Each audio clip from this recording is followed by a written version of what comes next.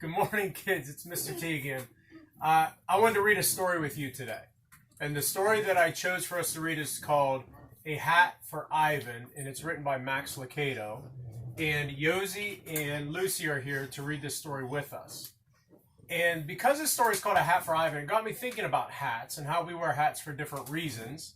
And Lucy has on a football helmet because you would wear a helmet if you were going to play football. If Yosi was going to be a pirate, she would wear a pirate hat in order to be a pirate. And if I was going to be a jester or a joker, or a class clown, I would wear a clown hat.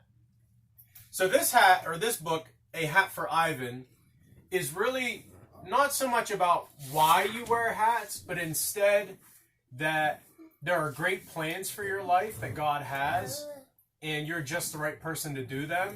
And the hats help us understand what that plan might be. So this is A Hat for Ivan by Max Lucado. A Hat for Ivan by Max Lucado.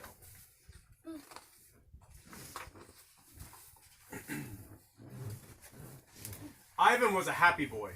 He lived in the town of Hatville, a place where everyone wore hats. Not just any hats. The doctors wore doctor hats. The cooks wore cooking hats. The farmers wore farming hats. Everyone wore hats. And Ivan's father was the hat maker. A very good hat maker. Ivan loved to watch him work. People would come to his shop to order a hat, and Ivan's father would ask, "What do you really love to do?" "I love to fish," one man said. "Do you fish well?" "That I do." "Then you need a fishing hat." And so Ivan's father would make it, complete with a pocket for the hooks and a small bucket for the bait. He made everyone a hat. And since everyone wore a hat, everyone knew what everyone else loved to do and did well. Want some flowers? Talk to the lady with roses on her head. Need directions? Ask the man with a hat made from a map. Wondering how to fix a fence? Look for the fellow who wears a hat shaped like a hammer. Everyone wore hats, and Ivan's dad made hats. Could anything be better than that? One thing could. Getting your own hat. And Ivan was about to receive his. At the age of 10, each boy and girl celebrated Hat Day. Ivan was 9, going on 10. He could hardly wait to get his hat. What will mine look like? I wonder what your hat will look like. Would it be made of felt like the clerk's? Bright blue like the policeman's? Covered with cloth like the dressmaker's? He didn't know, but he would find out soon. All Ivan could think about was his new hat, and all he could talk about was his new hat. He told everyone that he saw, "My hat day is coming." The people in Hatville were excited for Ivan. Some people had their own ideas about what kind of hat he should wear. Felix the baker did. Ivan passed Felix's bakery every morning on the way to school. And every morning, Ivan stopped in the doorway and smelled the baking bread. I don't know about you guys, I would love a baking bread hat. He couldn't always see Felix. Felix was short and round like the cookies he baked. But he could always see Felix's bobbing hat. It was tall and white like the wedding cakes he made. One day, when Ivan stopped by for a sniff, Felix was waiting for him. "I hear you are about to get your hat," he smiled at the young boy. "I am," Ivan replied with pride. "Well, I have a surprise for you. Come in." And with that, the fat little baker stepped back into his shop, and Ivan followed. What could the surprise be? A donut? Some cookie dough? No, Felix didn't get Ivan something to eat. He gave him something to wear. "I have a hat for you," announced the baker. Ivan was surprised. Not disappointed. Not happy. Just surprised. He thought his hat would come from his father, the hat maker. But then again, maybe he was wrong. Besides, Ivan didn't want to hurt his friend's feelings. "Thank you, Mr. Felix," Ivan said, taking the hat. Go on, put it on." So Ivan did. But it was too big. It fell, not just over his eyes, but over his whole face. Just like that. "That's okay, little friend. It'll soon fit. Just wear it anyway." Ivan didn't know what to say except for thank you. And he turned to walk out the door. But when he did, he ran into the wall. "Here, I'll help you," ordered Felix, guiding his friend to the door. "You look great, just like me." Ivan started to say thanks again, but he tripped on the step and fell flat on his back. "Funny," he said to himself. "I thought my hat would fit better than this." Since he walked the same path to school every morning, Ivan was about to feel his way down the street. Soon the scents of daisies and roses told him he was nearing the flower shop. When he heard the hammers pounding, he knew he was near the carpenter's shop. And the sound of music told him he was passing by Miss Anita's piano studio. Miss Anita loved music, probably just like Miss Heckman. And Miss Anita loved Ivan. Ivan's father had made a special music hat. What do you want? You want to wear it? Oh boy, that'll break your neck. How's that? You look good. I like it.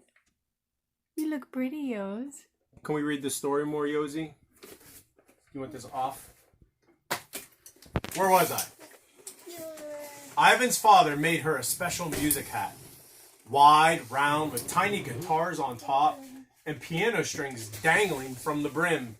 Since each string had a bell on the end, everyone knew when Miss Anita was near.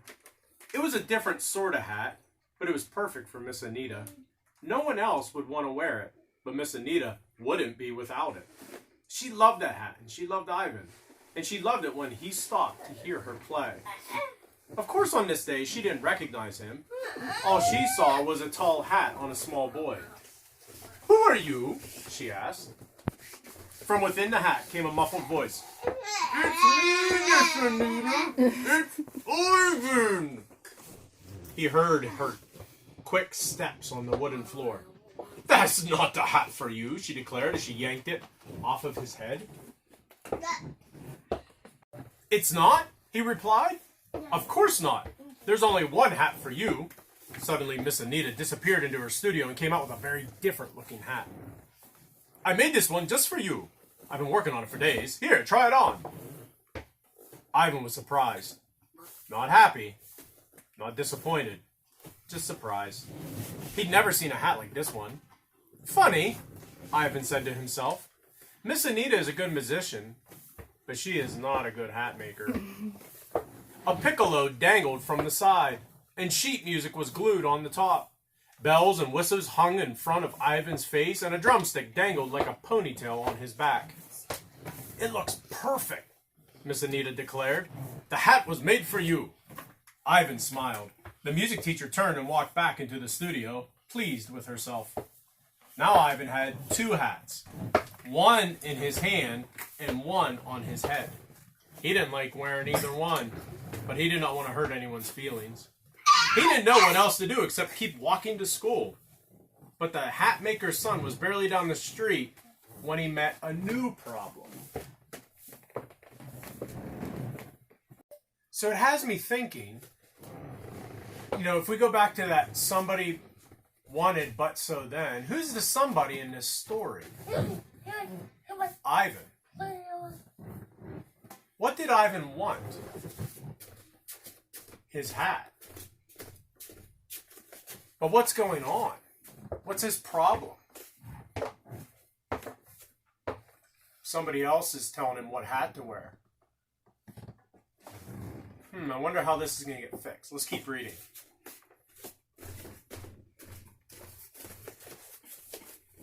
"Ivan!" The voice was deep and big and belonged to Bruno, the firefighter. "What is that on your head?" Miss Anita gave it to me. "As a joke?" "No, for real." "It's a good thing I came along. I knew your hat day was near, so I brought you a gift." For the third time that day, a hat was placed on Ivan's head. This hat was just like Bruno's, long and red and very shiny. A piece of fire hose was wrapped around it, and a miniature ladder stood up on top. The big fireman held the hat steady while Ivan tightened the strap beneath his chin. That reminds me of when Nick was a firefighter.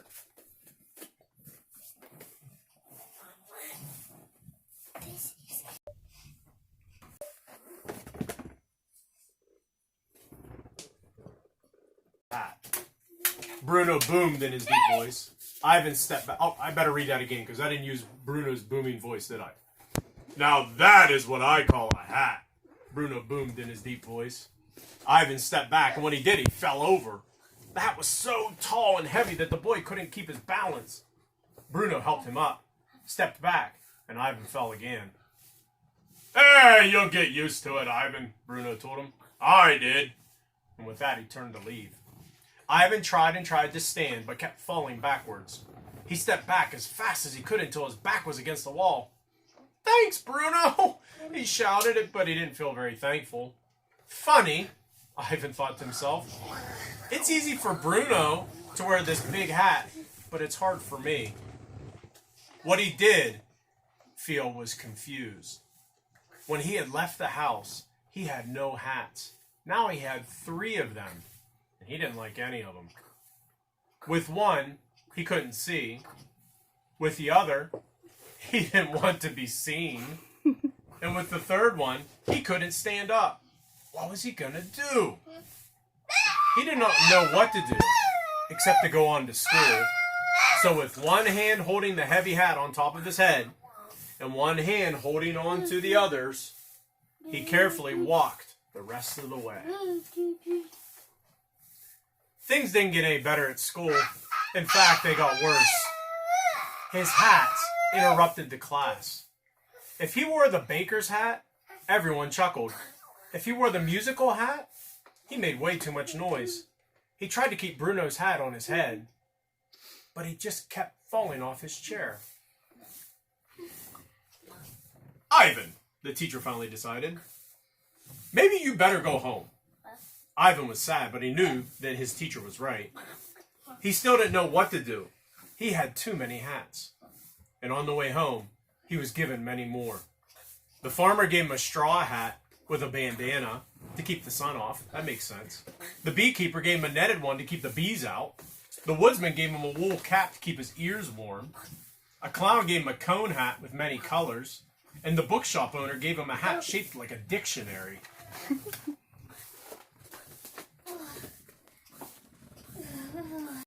Ivan soon had so many hats that he could barely carry them all. He would drop one, and when he bent over to pick it up, he'd drop another one. He finally had him balanced when all of a sudden he saw Felix the baker. Oh no, he thought, I'm wearing the farmer's hat. So he dropped them all and just barely got the baker's hat on his head over his eyes when Felix saw him. Looks great, Ivan, said the chubby baker. Ivan sounded tired. Thanks. Balancing the hat was hard enough, but now Ivan's eyes were covered as he walked. He couldn't see where he was going. He had stopped to rest when he heard the tinkling of tiny bells.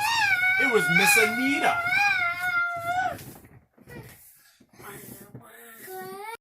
Ivan pulled off the baker hat and threw on the musical hat just in time. Oh, you look wonderful, Miss Anita exclaimed as she passed by. Ivan had started picking up the rest of the hats when he heard the deep voice of Bruno. Ivan, is that you?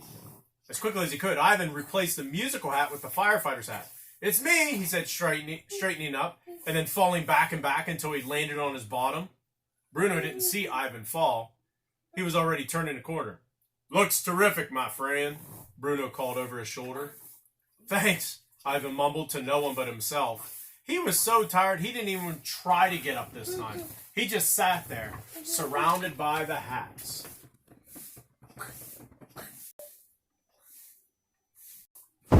Looks like you've had quite a day. Ivan couldn't remember when a voice ever sounded so good to him. Father, he jumped up. You won't believe what happened today. Everybody gave me a hat and none of them fit. Ivan's father spoke up. That's right, said the boy. And to make you tired, Ivan nodded. But you don't want to hurt anyone's feelings. Ivan shook his head. His father put his arm around his son. That's right. Ivan stopped. How did you know?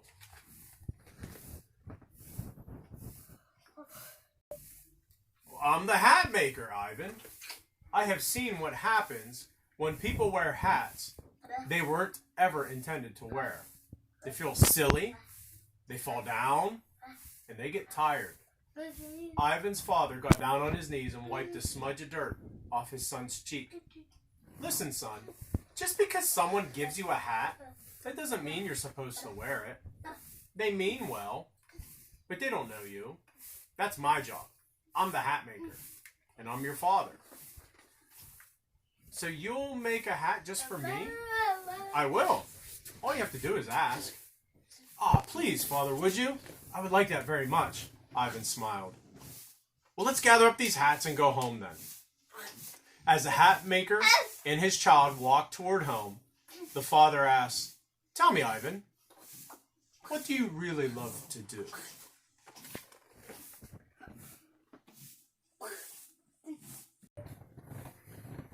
So if you remember, that story ended with, what is it you like to do? And that's one of the funny things about being a teacher is I get to see what you guys like to do. Lucy, I see you grabbed the pink hat. What is it that you like to do? So she's wearing a cowboy hat. That makes sense. Yosi, what do you like to do? You like to play. So we better put a football helmet on Yosi because she likes rough and tumble play. And you like sounds of noises, huh? For me, I would probably wear the furry hat because I like being out hunting in the woods in the wintertime. It'd keep my ears warm. So if we think about that story, somebody wanted, but so then, the somebody was Ivan. He wanted a hat for just himself, but everybody was telling him what to wear. So finally his dad intervened, didn't he? He helped out. And then, because his dad helped out, who was the hat maker, Ivan got the hat that he was supposed to wear. I hope you guys enjoyed that story today. Take care, kiddos. Miss you.